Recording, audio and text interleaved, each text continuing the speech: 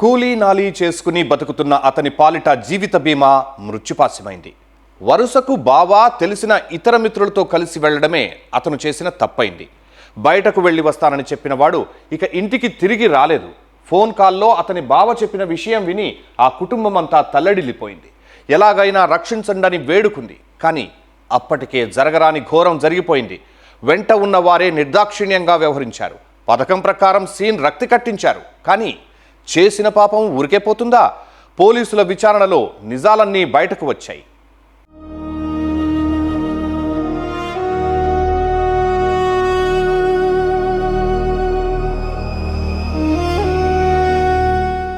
కాసుల కక్కుర్తి మానవత్వాన్ని చిదిమేస్తోంది.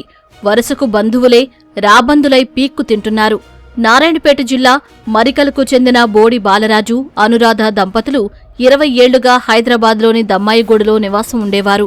వీరికి కుమార్తె కృష్ణవేణి, 2 కుమారులు రవికుమార్, విష్ణువర్ధన్ ఉన్నారు.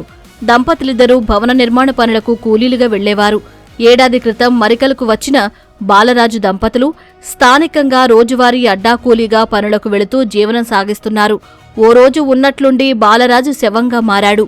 యాక్సిడెంట్ జరిగిందని వెంట ఉన్నవారు బుకాయించినా పోలీసుల దర్యాప్తులో విస్తుపోయే వాస్తవాలు బయటపడ్డాయి.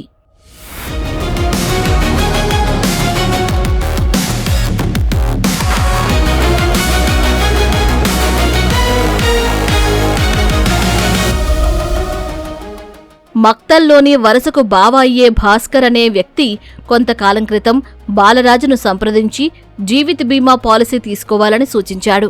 అనుకోని ప్రమాదాల్లో ఏదైనా జరిగితే కుటుంబానికి భరోసా ఉంటుందని ఒప్పించడంతో భాస్కర్ స్నేహితుడైన నాగరాజు అనే ఏజెంట్ వద్ద బాలరాజు 1,20,00,000 విలువైన పాలసీ తీసుకున్నాడు. ఆ బీమా సొమ్ముపై కన్నేసిన నాగరాజు భాస్కర్, భానుప్రకాష్లతో కలిసి బాలరాజు హత్యకు ప్రణాళిక రచించారు.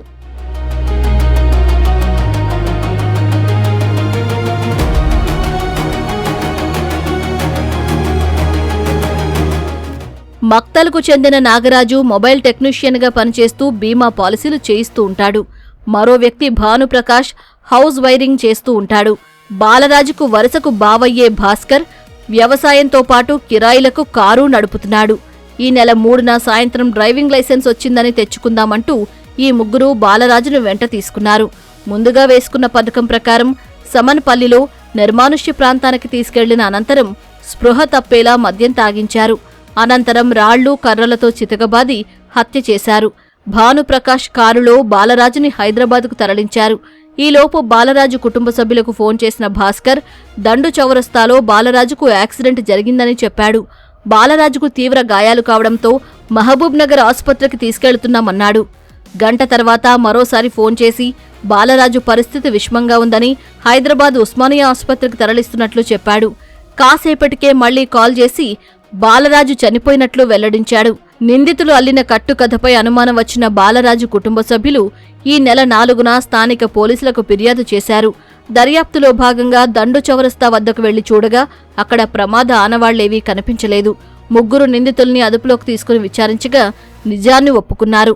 నిందితుల నుంచి ఓ కారు, హత్యకు వాడిన రాళ్లు, కర్రలను పోలీసులు స్వాధీనం చేసుకున్నారు. మళ్ళా వస్తాడు, పనికోదామన్నాడు, కూలి పోదాం, పనికోదాము, ఈటికి పోయేస్తా అన్నాడు. అదే పోకూడా ఇంటికి వచ్చుకోలేదు, చేసుకోలేదు సార్. నాకేమైంది మాకు తెలియదు సార్. ఇంక అక్కడ ఎట్లా అయింది తెలియదు మాకు. ఈ పనికోదామని ఒకటి చెప్పిండు, వస్తానని చెప్పిండు, అంతే కదా. ఇంకా ఇతను చనిపోయిన వ్యక్తి రాజు అనమాట. 44 years ఉంటాయి. అతను మరికల్. అతన్ని అతని పేరు ఆల్రెడీ ఒక 2,000కు ఇన్సూరెన్స్ ప్రీమియం కట్టారు.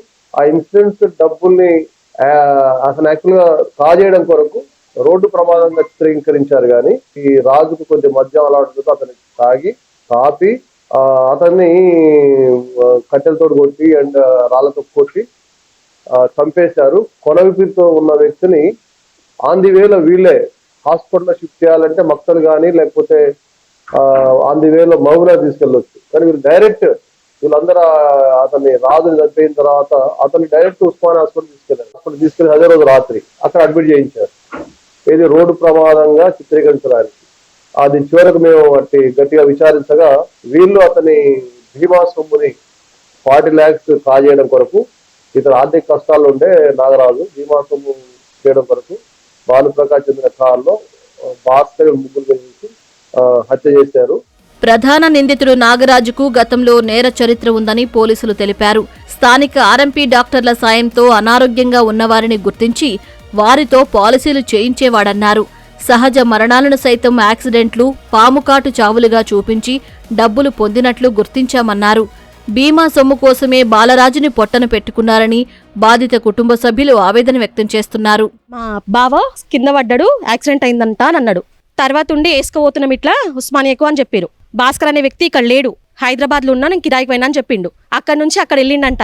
ఆయన చేయి పట్టుకొని, మామ నా చేయి పట్టుకొని ఉన్నాడు, లోపల తీసుకోకుండా చచ్చిపోయిండు అని చెప్పిండ్రు. తర్వాత ఫోటో అంటే ఫోటో పెట్టమన్నారు. అప్పటికే చచ్చిపోయిన వ్యక్తిలా ఉన్నాడు ఫోటో. ఆ ఫోటో చూసి మాకు ఇక డౌట్ వచ్చింది. కానీ చంపడం మాత్రం బీమా కోసమే చంపిరనే వెళ్ళింది మాకు. సచ్చిన వ్యక్తికి న్యాయం జరగాలి, వాళ్ళ కుటుంబ సభ్యులకు నష్టపరిహారం జరగాలి, ఇంతే మేము కోరుకుంటున్నాం. 1,20,00,000 చిల్లర చేసిండు ఈయన మీన పాలసీ. 1,20,00,000 చిల్లర చేసిండు. మీరు ఏం సపోర్ట్ చేయకుండా ఉంటే మీకు 40 లక్షలు ఇస్తా అని చెప్తున్నాడు మాకు నాగరాజు. 40 లక్షలు ఇస్తా అంటున్నాడు. అందుకే మేము మస్తు అడుకున్నాం. చెప్పురా నాయన ఏం చేసినావు, ఏం చేసినట్టు కూడా లేదు, యాక్సిడెంట్ అయితే అలా పడితే తీసుకుపోయినా అంటే లాస్ట్కు మాకు అనుమానం వచ్చే ఉల్టా కేసు పెట్టడం అయింది. మాకు మళ్ళీ ఉల్టా కేసు పెట్టడం అయింది. ఇది తెలవాలని మొత్తం తెలిసిపోయింది. ఇంకా మన ఏది బండ్లు నడిపితే లైసెన్స్ కార్డు వచ్చింది, దాన్ని తొలుకొని పోయిండ్రు. తొలకపోయి చెట్లు తీసుకుపోయిండ్రు, బాగా దాపిండ్రు, ఫుల్ బాటలు వాని కోసు లేకుండా చేసిండ్రు. చేసి కట్టెతోలు కొట్టుకొని చాలు చేసిండ్రంట.